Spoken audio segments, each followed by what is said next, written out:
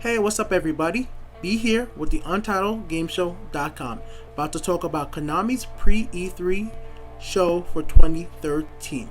In this show, they actually talked about a lot of different stuff, mostly about celebrating their 40th anniversary. And while they're celebrating their 40th anniversary, I'm going to play Yu-Gi-Oh! Decades Duel because that is a Konami game while I do this little chat about it. Let me know what you guys think about the event, if you guys have watched it or after you watch it in the descriptions below.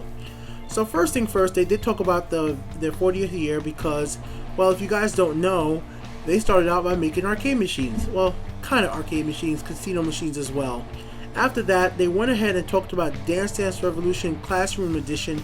And why this was kind of important is because they're trying to say that it's helping kids get exercise while at school, while playing video games. And I actually think this is kind of cool. I actually wish I had this when I was a kid in school. I think it would have been freaking great. I mean, I love dodgeball, you know, throwing a ball, hitting somebody in the face is all good and all, but I would have liked to play DDR back in the day. I probably would have lost a lot more weight. You know, it probably would have been cool. Instead of being a tackle in football, maybe I would have been a running back. So, while I pick which hand I'm going to play, I'm going to pick, and it looks like I won. Well, moving on from that, they did talk about their MLB Live Challenge. Now, first thing first, they're going to be talking about a lot of like sports games and stuff like that, but it's kind of interesting. The Live Challenge is a series that's been on the Facebook right now, but it's actually moving on to mobile. And they were describing what they're trying to focus on some of their mobile platforms while still having a strong digital publishing for developers. So basically, if you're a developer and you want to get your smaller games out, you go to Konami and get it published through their digital platform. And this is great for like anybody who is a developer, you know. So I'm not gonna be too much paying attention to what I'm actually doing in the game. I'm gonna be mostly just talking about what I'm gonna be doing here. But let's move on. What else happened is the Pro Evo series is getting an upgrade. So what's happening first is that there's a new engine, and for this new engine, the system centered around the engine is called Fluidity, and it's based on the Fox engine, but they actually upgraded to be a pure soccer experience engine. So I really did like the FIFA series in the past. I played it a lot in college, but before I played FIFA, I did play Pro Evolution Soccer. A lot of you might not know, I'm not originally from the United States, so I actually do like soccer, even though I played football all through school and high school, elementary school, middle school. I actually do like watching my game of soccer. So I definitely am excited to see what comes out of the Pro Evolution this year, and I like to see what's coming from FIFA as well this year. And I hope that Konami keeps making the Pro Evo series, because that gives FIFA incentives to making their series stronger each year. And I'll say just a little clip from what they actually showed at this event. It's a lot better than what EA actually showed, because EA stuff was all pre-rendered. I actually saw some little bit of gameplay in this video. What else is happening? The 5 main aspects, sorry, can't speak, of this engine is True Ball Tech, Mass, PES ID, Team Play, Heart, and the Core. The thing I thought was most interesting, actually, all the technical stuff, was the heart. The heart was basically what they were saying, like, depending on if you're a away game or a home game, and your team, like, you know, your color, your team is in the stand, it all affects how your player will play, focus, and all that stuff. So it's interesting to see how that's going to actually take place inside the game. Let me activate this real quick, and let's see what the opponent does. I haven't played this game in so long, guys, so don't even remind me. So moving on to what else they said about Pro Evo. No, that was all basically all about Pro Evo. But my dude right here, this makes no sense.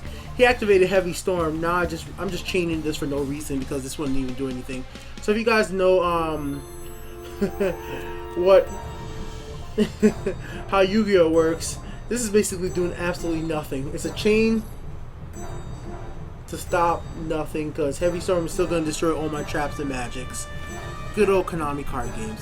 But what we had from Metal Gear Solid Phantom Pain was Kojima has announced that Kiefer Sutherland is playing Snake in Metal Gear Solid 5 The Phantom Pain.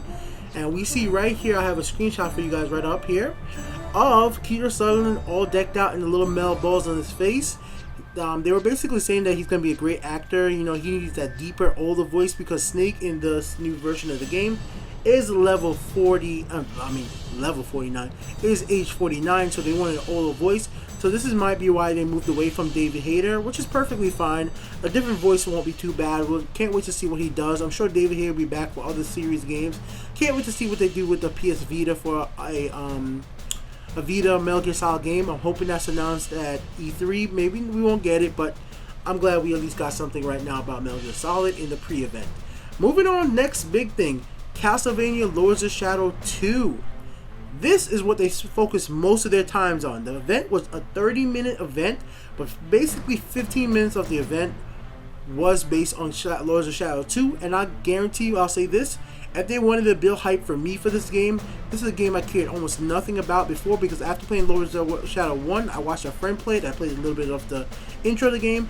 The controls didn't really make me feel the game, but at least what they showed me right now definitely seems like they're really more focused on it, and this is coming out for the Xbox 360, PS3, and the PC. So it's still a current generation game. So if you guys are not planning to get the Xbox One or the PlayStation 4, or upgrading, well, the Wii U is not going to get this game, unfortunately. Or because it's not coming to the Wii U, you can still keep the current gen platform and still be able to pick up this game or rent it from GameFly. But more back to the point about Lords of Shadow. What this guy here, this is a studio head, and he's basically a revived spirit for this game. They really wanted to, let me just activate this real quick. I basically lost the duel already because I wasn't paying attention, and there's nothing I could do, and he's about to kick my ass, which is fitting because I'm not paying attention. But it's a revived spirit for Lords of Shadow 2, and that's good. I mean, from they really want to, put effort into this, make this a really good game, I'm definitely with it. I mean, they spent so much time on this. They even did basically a 5-minute long trailer where they showed Dracula. I mean, they really went into depth of promoting this game, and they did a good job. I'm very interested to see what's gonna happen. As you clearly saw, Konami just kicked my ass because I just lost in the first duel. Oh god, that kind of sucked.